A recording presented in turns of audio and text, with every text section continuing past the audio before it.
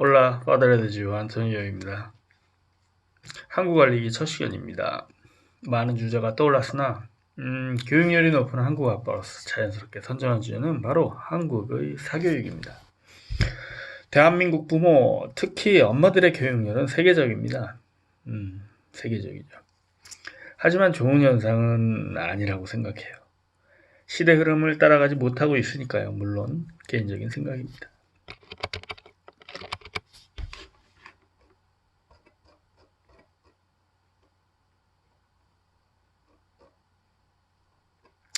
세계적인 미래학자 엘빈 토플러는 이런 말을 했습니다. 한국에서 가장 이해하기 어려운 것은 교육이 정반대로 가고 있다는 것이다. 한국 학생들은 하루 10시간 이상을 학원과 학교에서 자신들이 살아갈 미래에 필요하지 않을 지식과 존재하지도 않을 직업을 위해 시간을 허비하고 있다. 맞습니다. 그럼 본격적으로 한국의 사교육 시장을 한번 살펴볼까요? 2022년 3월 발표한 통계청 보도 자료에 따르면 매년 발표하죠. 이런 자료는. 네. 2021년 한 해 초중고 학생들의 사교육비 지출 금액이 총 23조 4천억 원. 상상이 되시나요? 전혀 상상이 되지 않는 엄청난 금액입니다. 참고로 같은 해 대한민국 교육부 예산이 대략 76조 4천억 원 규모이니 공교육에 투입되는 비용의 약 3분의 1에 해당되는 돈이 부모들이 주머니에서 털리고 있는 상황이라는 거죠. 좀 더 자세히 들여다보면 초중고 학생 1인당 월 47만원, 주당 7시간가량을 사교육에 소비를 하고 있는 것이죠. 위에 말한 엘빈 토플러의 말처럼 말입니다. 더 우려되는 것은 유아 사교육입니다.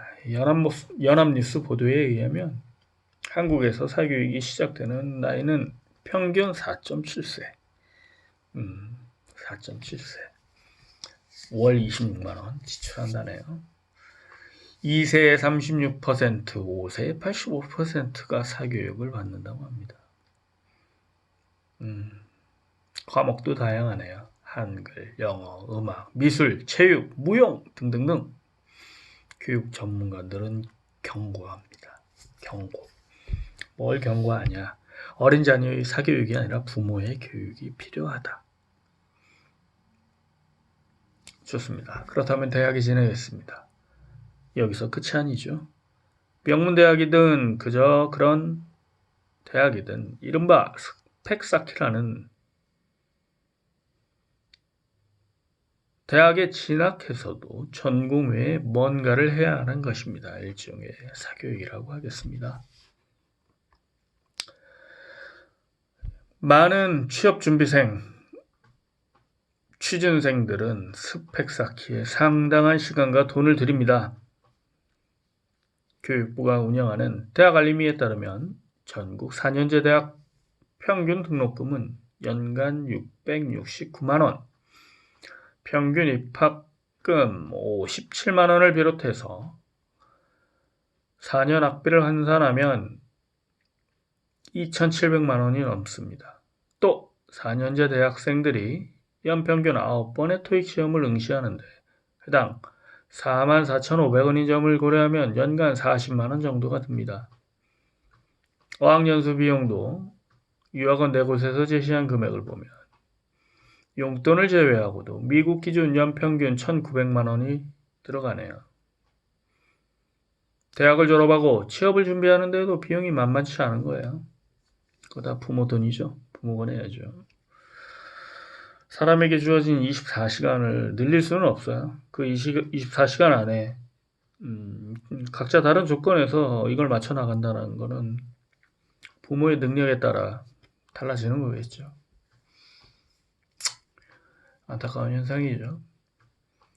신한은행에 따르면 취준생의 평균 취업 준비 기간이 약 13개월인데 이 기간 동안 소요되는 비용이 생활비와 주거비를 제외하고 평균 384만원.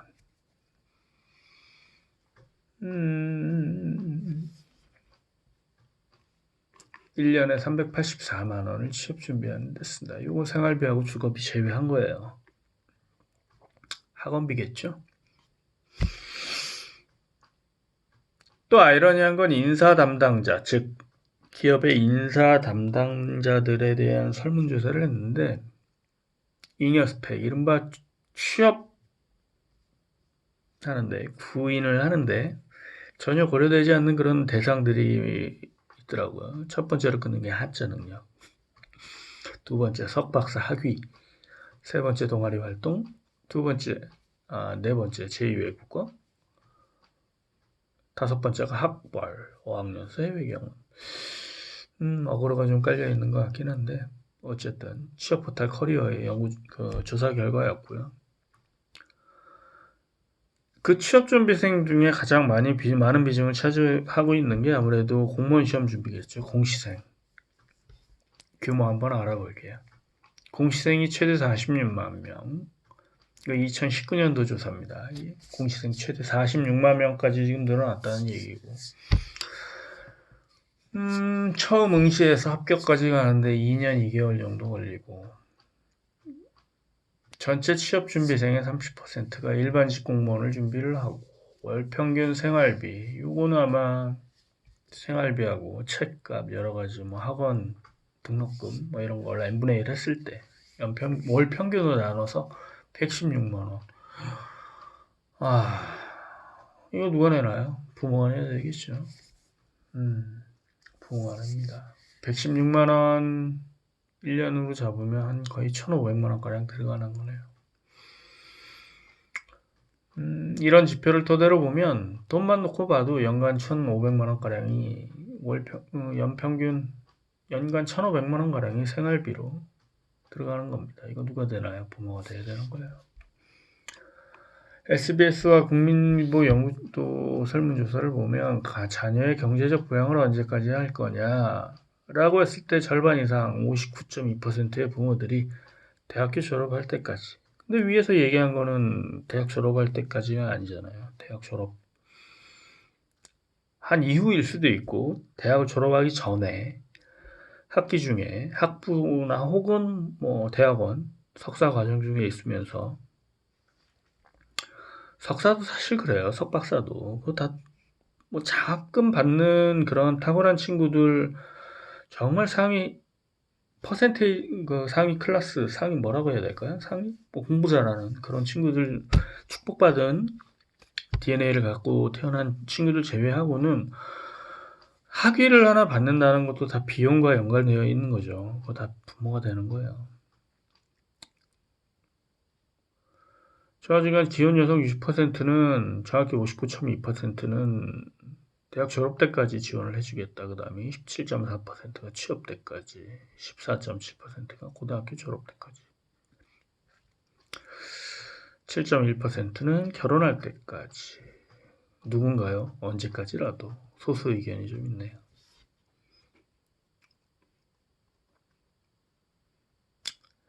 이렇게 대한민국의 사교육 시장은 이렇게 돈과 직결된 시장이고 결국 부모의 능력치와 연관되어 있는 거죠. 부모가 얼만큼 지원을 해줄 수 있느냐, 총알이 얼만큼 준비되어 있느냐의 싸움인 거예요. 안타까운 자본주의의 발전이죠. 다음은 외국의 경우를 좀 살펴볼게요. 교육 전체가 무엇인가, 교육을 왜 받는가, 인간구실을 하기 위해서는 어떻게 해야 되는가, 이런 한국의 암울한 상황 말고 개인적으로는 독일이 좀 눈에 들어왔어요. 독일 관련 유명했던 정치인 김한길 씨의 동생일 거예요. 동생이죠. 김누리 교수라고 독일 유학파 출신의 대한민국 교수님이 한 분 계시는데 그분이 한 강연 내용이 아주 좋은 게 있어가지고 한번 저는 좀 큰 울림을 받아가지고 독일하고 한번 비교를 해보고자. 좋은 세상이잖아요.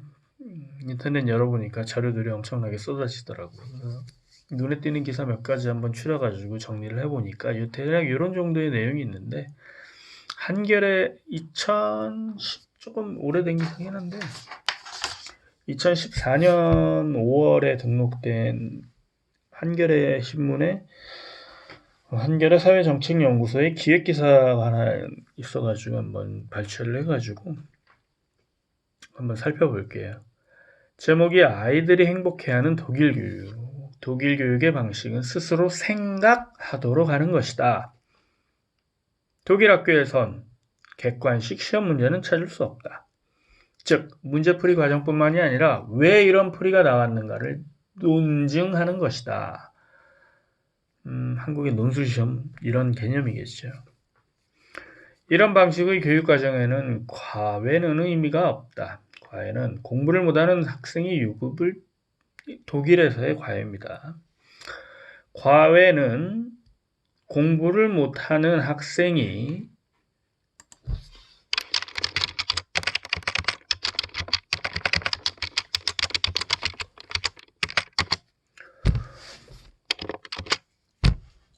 유급을 피하기 위한 것이지 공부를 잘하는 학생이 더 잘하기 위해서 하는 것이 아니다. 교육의 목적이 한국과는 다르다는 것입니다. 네, 맞아요.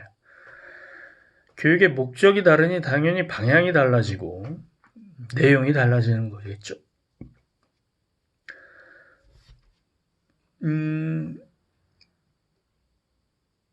여기 보면 이 기사 내용이 독일 기센대학교 교육학 박사과정연구원 정수정 씨가 딸 김세림 양을 당시 14살이었네요.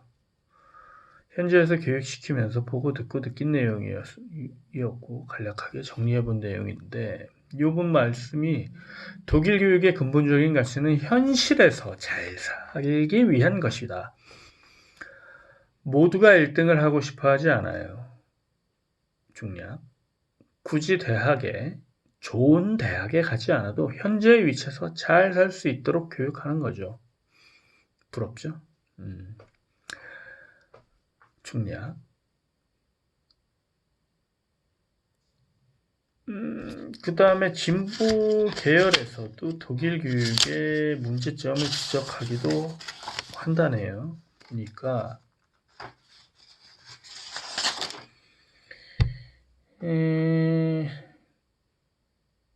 독일 교육은 현재 위치에서 만족하도록 하는 것이기 때문에 신분 상승을 할 수 없다는 비판도 많습니다. 생각하는 교육이라는 건 부모 등 주변 환경의 영향을 많이 받는다고 볼 수 있어요. 가정 환경에 따라서 책을 읽고 다양한 경험을 하고 사고력이 커지는 과정이 달라진다는 것이다. 학비는 없지만 김나지움에서 추가로 들어가는 비용도 적지만은 않다. 그러네요. 독일 교육이 완벽하지는 않은가 봐요. 어쨌든 사람을 교육시킨다라는 것은 돈이 들어가는 내용이죠. 돈이 들어가야 돼요. 다 비용이 들어가야 되고 총알이 들어가야 되는 거죠. 사람답게 살려면. 또 중요한 내용이 보니까 우리나라의 그러니까 한국과 독일의 근본적인 가치관과 다른 시스템이 다른 상태에서 무조건 독일 교육을 본받는 건 무리가 있다는 얘기죠. 그렇죠. 대한민국 사람들은 사촌이 땅을 사면 배가 아프다고 할 정도로 경쟁심리가 아주 강하죠. 그리고 뿌리 깊이 박혀 있는 것 중에 하나가 남에게 보여지는 나의 모습, 체면 중심 문화라는 게 있어요. 네, 체면 중심 문화. 그런 게 있죠. 한국에는 이런 말이 있습니다. 정리해 볼게요. 할아버지의 재력과 아버지의 무관심과 어머니의 극성이 아이들을 명문대로 진학시킨다. 너무 아프지 않나요? 국내 언론의 보도를 보면 얼마 전에 보니까 재밌는 연구조사를 냈더라고요. 개천에서 용인한 마지막 세대가 언제인가. 1973년생이더라고요. 변호사였던 걸로 기억을 하는데 교육이라는 건 사실 아까 얘기한 것처럼 신분 상승을 좀 해줘야 되는 게 맞는 건데 교육을 받아서 부모보다는 자식이 좀 더 잘 살고 이렇게 우상향하는 그런 것들이 있어야 되는데 자본에 의해 계층화된 암울한 그런 사회죠. 국가의 삶도 마찬가지죠. 미국에서 태어났느냐 독일에서 태어났느냐 저 중앙아프리카쯤에서 태어났느냐 아니면 저쪽 서아시아에서 태어났느냐 소수민족의 자식으로 태어났느냐 다 다르죠. 달라요. 아무튼 이렇게 사교육 그 미래에 쓰지도 않을 지식들을 열심히 배우고 있는 한국의 사교육 시장에 대해서 한번 살펴봤고요. 다음 시간에는 한국의 깡패 문화 한번 살펴볼게요. 차오. Nos vemos.